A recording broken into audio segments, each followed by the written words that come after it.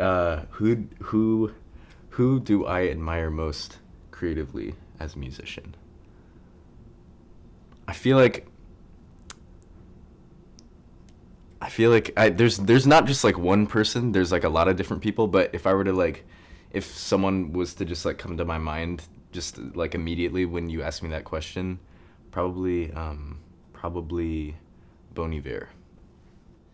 A lot of it like comes from like my childhood when I was growing up, and it was just me and my mom. When I was like 5 to 10, that would like that Bon Iver was like the only thing that would be playing in our house, in our like one room like with the dim yellow light, and we'd do like dance parties and stuff like that. Even though it's like super calm music, it was like it just like made me like any time that I would hear that, it would just be like, oh, like that's my mom, or like that's like a comfortable like home feeling.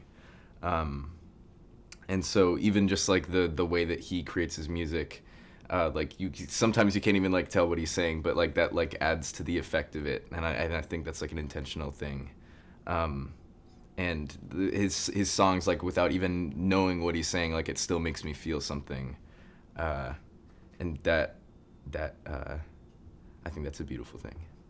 Um, he has definitely, I would say, inspired a lot of visual aspects that I have gone to create, if that makes sense. Like in terms of films and stuff like that. Like I could just be like sitting in bed or like walking around like late at night, like listening to this in my earphones, and then uh, like some like interesting sound that's in there like could translate to like some scene in a movie later on.